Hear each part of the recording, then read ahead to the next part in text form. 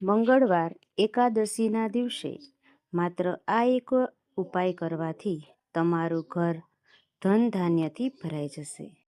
મંગળવાર શ્રાવણ માસની એકાદશીને દિવસે મહાપૂજા કરો કે ન કરો, વ્રત રાખો કે ન રાખો, પરંતુ આ વર્ષની સૌથી મોટી એકાદશીના દિવસે આ એક મહા ઉપાય અવશ્ય કરવો જોઈએ. આ ઉપાય કરવાથી તમારા ઘરમાં એટલી બધી સુખ સમૃદ્ધિ આવશે કે તમે તેને સંભાળી પણ નહીં શકો.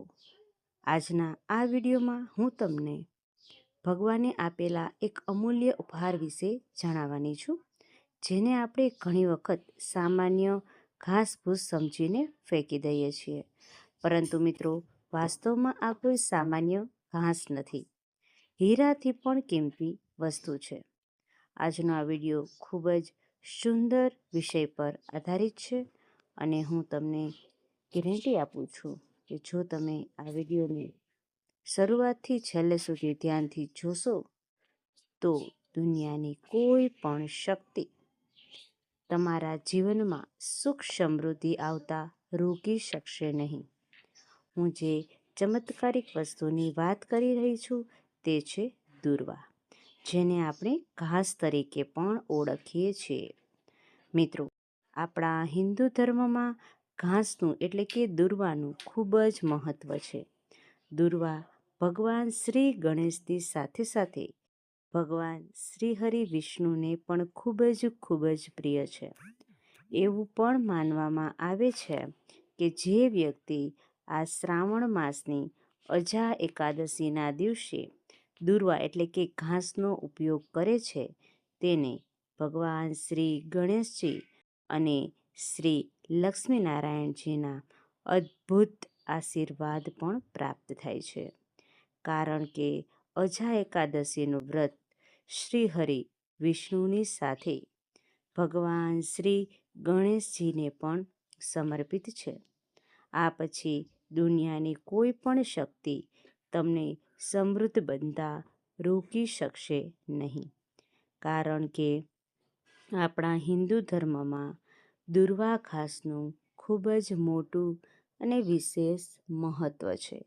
દુર્વા ઘાસ ભગવાન ગણેશજી અને લક્ષ્મીનારાયણજીને પ્રિય છે અને એવું પણ માનવામાં આવે છે કે જે વ્યક્તિ આ શ્રાવણ માસની એકાદશીના દિવસે ભગવાન શ્રી ગણેશને દુર્વા ઘાસ સાથે આ એક ખાસ વસ્તુ અર્પણ કરે છે, તેના જીવનમાં ક્યારેય કોઈ પણ સમસ્યા કે મુસીબત આવતી નથી.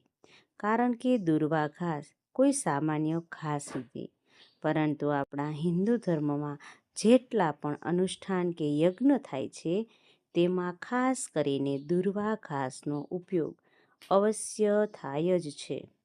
કારણ કે મિત્રો, આ સામાન્ય દેખાતી દુર્વા ઘાસ ખૂબ જ ચમત્કારિક અને શક્તિથી ભરપૂર છે. આ દુર્વા ઘાસમાં સાક્ષાત બ્રહ્મા, વિષ્ણુ અને મહેશ એમ ત્રણેય દેવો છે એ રહેલા હોય છે, તેના આશીર્વાદ રહેલા છે અને બહુ ઓછા લોકો આ જાણકારી મેળવી શક્યા છે. અને ખરેખર આ શક્તિશાળી દુર્વા ઘાસ એ ખૂબ જ ચમત્કારિક ઘાસ છે. જેમાં મેં તમને જણાવ્યું કે દુર્વા ઘાસ છે એ ભગવાન શ્રી હરિ વિષ્ણુ અને ગણેશજીને જ અર્પણ કરવામાં આવે છે. સાથે સાથે માતા લક્ષ્મી અને ભગવાન ગણેશજી આનાથી જલ્દી પ્રસન્ન થાય છે. આપણા પ્રાચીન શાસ્ત્રોમાં તેના ઘણા બધા ચમત્કારિક ફાયદાઓ પણ બતાવવામાં આવ્યા છે. આજે હું તમને કેટલાક એવા જ્યોતિષ અને તાંત્રિક ફાયદાઓ વિશે જણાવીશ જે સાંભળીને તમે ચોંકી જશો. ચાલો આપણે આ ફાયદાઓ વિશે વાત કરીએ. પરંતુ મિત્રો, સૌથી પહેલાં તમે હજી સુધી વિડીયોને લાઈક ન કર્યો હોય, ચેનલ સબસ્ક્રાઈબ ન કર્યો હોય તો ફટાફટ કરી નાખજો અને કોમેન્ટ બોક્સમાં જય મા લક્ષ્મી જરૂર લખજો, જેથી કરીને માતા લક્ષ્મીની કૃપા તમારા અને તમારા પરિવાર પર બની રહે. મિત્રો, સમગ્ર પરિવાર છે એ તમારું સ્વસ્થ રહે એવી ભગવાન પાસે કામના કરીએ છીએ. મિત્રો, સાથે સાથે કોમેન્ટ બોક્સમાં તમારી રાશિ પણ જરૂર જણાવજો, કારણ કે અમે રાશિ સાથે સંકળાયેલા વિડીયો પણ મૂકીએ છીએ. મિત્રો, ચાલો હવે આપણે વાત કરીએ.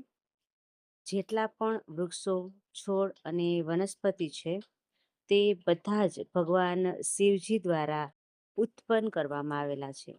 પરંતુ તમને ખ્યાલ નહીં હોય કે દુર્વા ઘાસ એ ભગવાન શ્રી હરિ વિષ્ણુના રૂમમાંથી ઉત્પન્ન થયું છે, જેના કારણે તે ખૂબ જ પવિત્ર અને શુભ માનવામાં આવે છે. આ કારણે બધી વનસ્પતિઓમાં જો કોઈ વનસ્પતિનું વધારે મહત્વ હોય તો તે છે દુર્વા ઘાસ. દુર્વા ઘાસ આપણા ભારત વર્ષમાં ગમે તે જગ્યાએ સરળતાથી જોવા મળે છે. મિત્રો, તમારા ઘરની આસપાસ, કોઈ ખેતરોમાં, કોઈ જગ્યાએ, કોઈ ગામડામાં, કોઈ તાલુકામાં, ગમે ત્યાં તમે રહેતા હોય, તમે આ દુર્વા ઘાસ છે એને ખૂબ જ સરળતાથી પ્રાપ્ત કરી શકો છો. ખાલી મેદાન હોય તો ત્યાં પણ તમને સરળતાથી આ ઘાસ મળી રહે છે. ચાલો મિત્રો, આ દુર્વા ઘાસના અલૌકિક ફાયદાઓ વિશે આપણે જાણીએ. જ્યોતિષશાસ્ત્ર મુજબ તેના ચમત્કારિક ઘણા બધા ફાયદાઓ છે, એ હું તમને આજે જણાવવાની છું. આ બંને ઉપાયો જાણવા તમારા ખૂબ જ જરૂરી છે. તમે તમારી જીવનની અંદર જેટલી પણ મુશ્કેલીઓ ચાલી રહી હોય, કોઈ ધન સંબંધિત મુશ્કેલીઓ છે, કોઈ કષ્ટો છે, કોઈ શારીરિક, કોઈ માનસિક, કોઈ પણ જાતની તકલીફ છે, તો તમે આ દુર્વા ઘાસથી ઠીક કરી શકો છો. કારણ કે આપણા હિન્દુ ધર્મમાં દુર્વા છે ખૂબ જ પવિત્ર અને પૂજનીય માનવામાં આવે છે. દુર્વા ઘાસ પ્રથમ તો આપણે ભગવાન ગણેશને પ્રિય છે, જે આપણા વિઘ્નહર્તા છે. એકાદશીની પૂજામાં પણ આપણે હરિ વિષ્ણુ અને માતા લક્ષ્મીની પૂજા પહેલા ગણપતિની પૂજા અર્ચના અવશ્ય કરીએ છીએ. તો ખાસ ગણેશજીની પૂજામાં દુર્વાનો ઉપયોગ કરવો જ જોઈએ. અને એવું પણ કહેવાય છે કે દુર્વા વિના તો ભગવાન ગણેશની પૂજા જ અધૂરી ગણાય છે.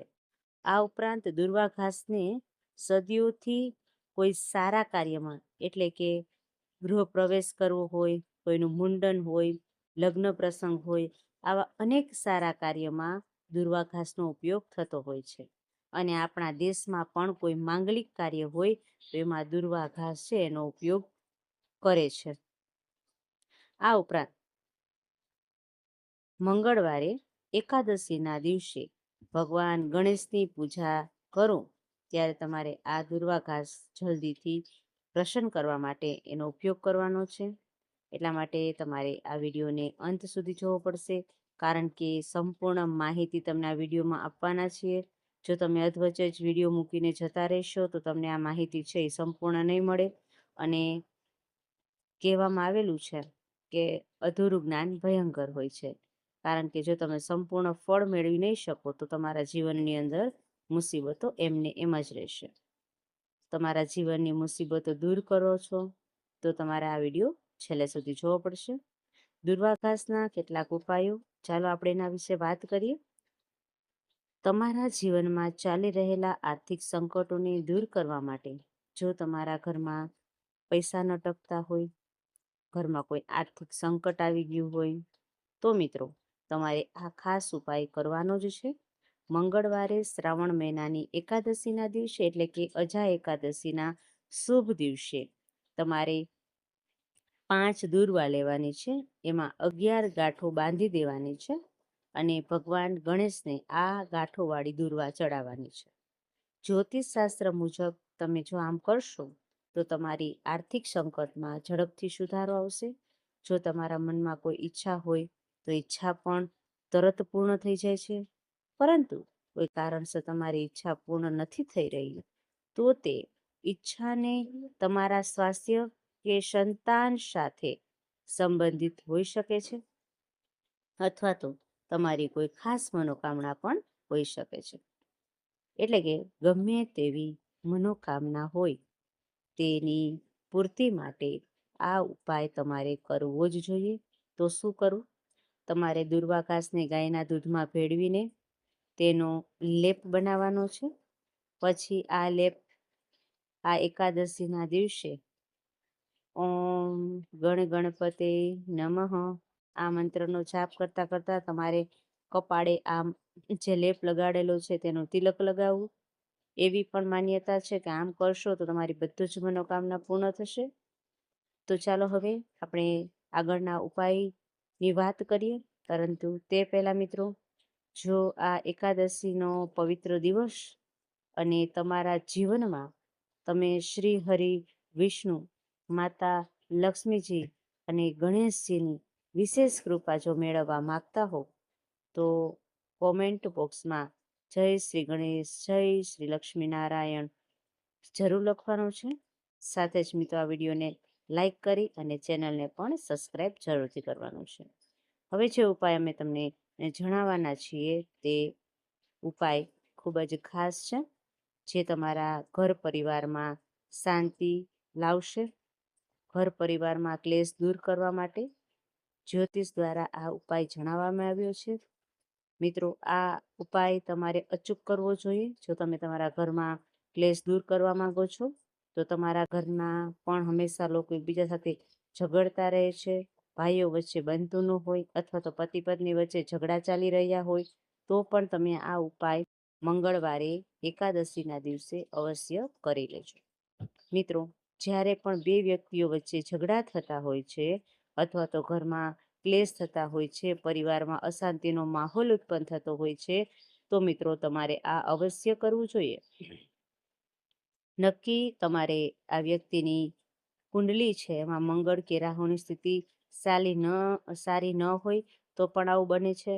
અને આ બંને ગ્રહોને સમયસર શાંત ન કરવામાં આવે તો આખા ઘર પરિવારને બરબાદ પણ કરી શકે છે. તેથી મિત્રો, ખાસ કરીને આ તમને એક મોકો મળ્યો છે એકાદશીનો પવિત્ર અને મંગળ અને રાહુને શાંત કરવા માટેનો દિવસ. તો આ દિવસે ખાસ આ ઉપાય કરવાનું ભૂલશો નહીં. તમારા હાથે જ ગાયને દૂરવાનું ઘાસ અવશ્ય ખવડાવજો. આમ કરવાથી પણ તમારા ઘરની અંદર જે શાંતિ ગુમાવેલી છે, શાંતિ ફરીથી પાછી આવી જશે. તમારા પરિવારમાં પ્રેમની ભાવના વધશે. મિત્રો, તમારા ગૃહ ક્લેશની છે એ તમને મુક્તિ મળી જશે. ચાલો હવે આપણે આગળ વાત કરીએ. આ ઉપાય ખાસ કરીને એવા લોકો માટે છે જે લોકોને જીવનમાં પૈસાની તંગી ચાલી રહી હોય, જેને ધનની સમસ્યા હોય. જો તમે વેપારી છો, વેપારમાં ખોટ આવી રહી છે, તમારા દિવસો સારા નથી આવતા, અથવા તો તમારા ક્યાંય પૈસા અટકાવેલા છે, તમે દેવામાં સલવાઈ ગયેલા છો, અને જો કોઈ તમારી પાસે પૈસા લઈ ગયું છે અને છતાં પૈસા આપવા નથી આવતા, તો મિત્રો તમારે આ ઉપાય અવશ્ય કરવો જોઈએ. નોકરી કરતા વ્યક્તિઓ માટે પણ આ ઉપાય ખૂબ સારો છે. જે લોકોના પગાર ઓછો છે, પગાર વધારવા માંગે છે, અથવા તો મહિનાના અંત સુધીમાં બધો ખર્ચો થઈ જાય છે, કોઈ પણ જાતની બચત થતી નથી, પરિવારમાં ભરણ પોષણ માટે તમારે પૈસા બચાવી તમે નથી શકતા, તો તમે આ ઉપાય આ દિવસે અજમાવી શકો છો. કારણ કે ખૂબ જ ખર્ચ કરી રહ્યા છો અને ભવિષ્ય માટે કંઈક બચત નથી થતી અને ઘણી હદે શક્ય છે તો મિત્રો આ ઉપાય કરી અને તમે માતા લક્ષ્મીના આશીર્વાદ પ્રાપ્ત કરી શકો છો. મિત્રો, તમારી કુંડલીમાં બુધ અને શુક્ર ગ્રહ જો નબળા હોય તો પણ તમે આ ઉપાય દ્વારા તેને શક્તિશાળી બનાવી શકો છો. તો ચાલો મિત્રો, જીવનમાં લક્ષ્મીજીના આશીર્વાદ મેળવવા માટેનો આ એક સૌથી શ્રેષ્ઠ ઉપાય અમે તમને જણાવવા જઈ રહ્યા છીએ. મિત્રો, જ્યોતિષશાસ્ત્ર મુજબ ધન પ્રાપ્તિ છે એનો ઉદ્દેશ પૂરો કરવા માટે આ મંગળવારે તમારે શું કરવાનું છે તો કે એકાદશીના દિવસે ભગવાન ગણેશને 11 અથવા તો 21 દૂર્વા ચડાવવાના છે. ખાસ ધ્યાન રાખજો મિત્રો, ચડાવેલ તમે જે દૂર્વા ચડાવો છો એ જોડી હોવી જોઈએ. આમ કરવાથી ભગવાન ગણેશની અપાર કૃપા તમારી પર પ્રાપ્ત થાય છે. તમારા જીવનમાં લક્ષ્મીનો વાસ થાય છે. મિત્રો, વિડીયોમાં આગળ વધતા પહેલા અમે કેટલાક વધુ ઉપાયો વિશે પણ તમને જણાવવા જઈ રહ્યા છીએ. પરંતુ તે પહેલા અમે તમને આ ચમત્કારિક દૂર્વા ઘાસ વિશે થોડી વધુ માહિતી આપીએ. મિત્રો, શાસ્ત્રોમાં એવું વર્ણવવામાં આવ્યું છે કે જ્યારે સમુદ્ર મંથન થયું ને એ દરમિયાન દૂર્વા ઘાસ પર અમૃતના થોડા ટીપાઈ પડ્યા હતા, જેના પછીથી તેમાં અલૌકિક અને દિવ્ય શક્તિઓનો વાસ થઈ ગયો. એક અન્ય કથા મુજબ એકવાર અનલાસુર નામનો એક રાક્ષસ હતો. એને દેવતાઓને અને ઋષિમુનિઓને ત્રાસ આપવાનું શરૂ કરી દીધું. મિત્રો, તેના અત્યાચારથી આખી સૃષ્ટિ છે ને એ ભયભીત થઈ ગઈ. દેવતાઓએ ભગવાન ગણેશને આ સમસ્યાનો ઉકેલ પૂછવાની ગયા એટલે વિનંતી કરી. ભગવાન ગણેશે અનલાસુરનો સંહાર કરવા માટે પોતાના પેટમાં ગળી લીધું, પરંતુ અનલાસુરના શરીરમાંથી ઉત્પન્ન થતી પ્રચંડ ગરમીના કારણે ભગવાન ગણેશને ખૂબ જ પીડા થવા લાગી. આ પીડાને શાંત કરવા માટે ઋષિ મુનિઓએ દુર્વા ઘાસ છે ને એનો ઉપયોગ કર્યો. તેમણે દુર્વાનો લેપ ભગવાન ગણેશના શરીર પર લગાવ્યો અને તેમની બધી જ પીડા તરત જ સમાપ્ત થઈ ગઈ. આથી પ્રસન્ન થઈને ભગવાને ગણેશે જ વરદાન આપ્યું કે દુર્વા ઘાસ અર્પણ કરનાર જેટલા ભક્તો હશે એ બધાની અડચણો હું દૂર કરીશ, તેમની બધી જ મનોકામના હું પૂર્ણ કરીશ. ત્યારથી જ દુર્વાને ગણેશ પૂજનમાં આપણે અનિવાર્ય ગણીએ છીએ. મિત્રો, હવે હું તમને તેના અન્ય ઉપાયો જણાવીશ જે તમારા જીવનમાં બધા જ કષ્ટો દૂર કરી દેશે. શાસ્ત્રોમાં તો એવું કહેવાયું છે મિત્રો કે દુર્વા ઘાસ થોડો લીલા પાંદડા લેવાના છે, એને સારી રીતે પીસી અને તિલક લગાવી વ્યક્તિના ચહેરા પર જો તમે લગાવો તો એના ચહેરા પર તેજ આવે છે અને એ આકર્ષણનું કેન્દ્ર પણ બને છે. તમારી ચહેરાની ચમક છે ને ખૂબ વધી જાય છે. આ માહિતી ખૂબ જ ગુપ્ત છે મિત્રો. આવી માહિતી તમને ક્યાંય નહીં મળી હોય. તમે તમારા જીવનમાં ચાલી રહેલી પરેશાનીઓ, મુશ્કેલીઓ, આર્થિક સંકટો એનો જો તમે સામનો કરી રહ્યા હોય તો મિત્રો ખાસ મંગળવારે એકાદશીના દિવસે દુર્વા ઘાસ અને હળદરની એક માળા બનાવી લેવાની છે. આ એકાદશીના દિવસે આ માળા તમારે ભગવાન ગણેશને અર્પણ કરી દેવાની છે. આમ કરવાથી પણ આખું વરસ તમારા ઘરે ધન આવવા લાગશે. કોઈ પણ પ્રકારની મુશ્કેલ નહીં આવે. તમે ઈચ્છો તો દરરોજ પણ માળા બનાવીને ગણેશજીને તમે અર્પણ કરી શકો છો.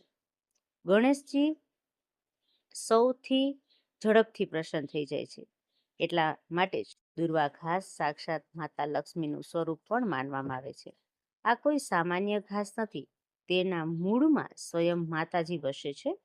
તેથી આ અત્યંત પવિત્ર માનવામાં આવે છે. જે સ્થાને આ હોય એ સ્થાનને પવિત્ર કરી દે છે.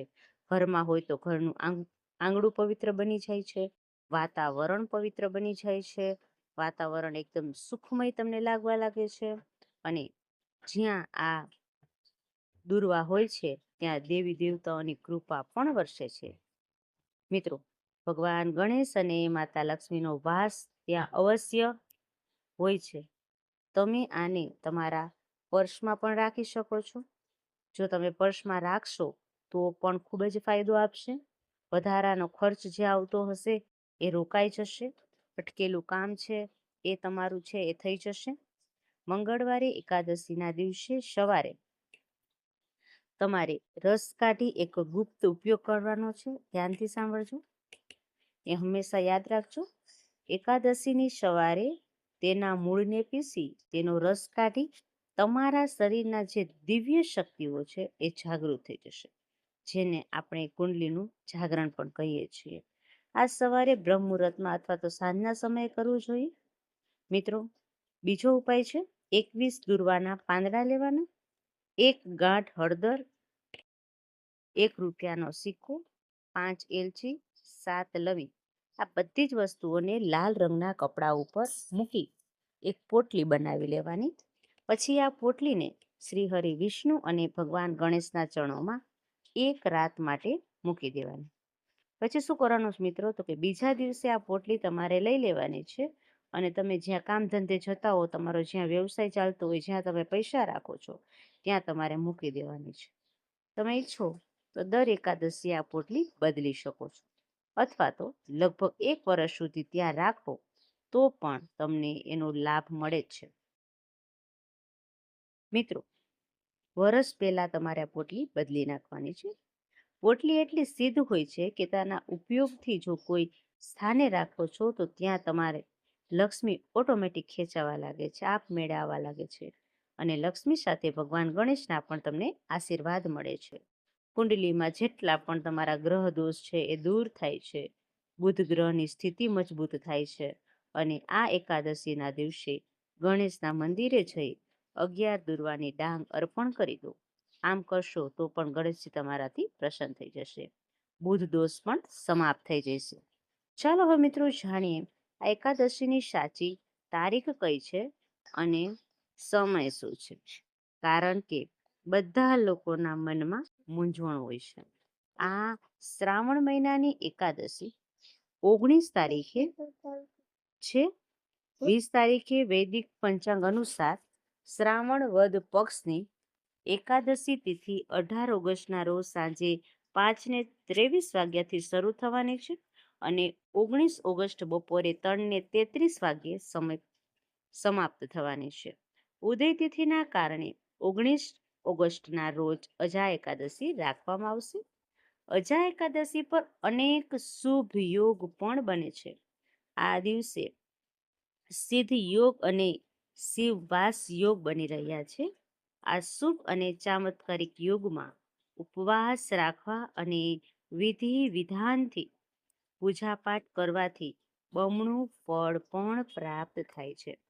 અજા એકાદશીના ઉપવાસના પારણાનું મુહૂર્તની વાત કરીએ મિત્રો, તો 20 ઓગસ્ટ સવારે 9:30 વાગ્યા સુધીનો સમય પારણા માટે મહત્વનો બની રહેશે. અજા એકાદશી પર ભગવાન વિષ્ણુ, ભગવાન ગણેશજીની પૂજા કરવાથી જીવનમાં ધન અને વૈભવની પ્રાપ્તિ થાય છે. સાથે જ વ્યક્તિ વિધિ વિધાનથી અજા એકાદશીનું વ્રત કરે છે તેની આર્થિક સ્થિતિ પણ સુધરે છે. તેમજ ભગવાન શ્રી ગણેશ અને માતા લક્ષ્મીના આશીર્વાદ પણ મળે છે અને વ્યક્તિ એના આશીર્વાદથી આર્થિક સંકટમાંથી મુક્તિ મેળવે છે. અજા એકાદશીનું વ્રત કરવાથી સંતાન પ્રાપ્તિ થાય છે. સંતાન પણ પ્રસન્ન રહે છે. જે કઈ તકલીફ છે બધી જ દૂર થાય છે. અને મિત્રો, અજા એકાદશી તિથિના ઉપવાસ કરવાથી 1000 ગાયોનું દાન બરાબર ફળ મળે છે. મિત્રો, આ હતો વિડીયો. જો તમને વિડીયો પસંદ આવે તો વિડીયોને લાઈક કરો, ચેનલને સબસ્ક્રાઈબ કરો અને ખાસ કરીને મિત્રો કોમેન્ટ બોક્સમાં જય શ્રી ગણેશ, જય માતાજી જરૂર લખજો. ફરી મળીશું નવા વિડીયો નવા ટોપિક સાથે. ત્યાં સુધી બધાને મારા રાધે રાધે.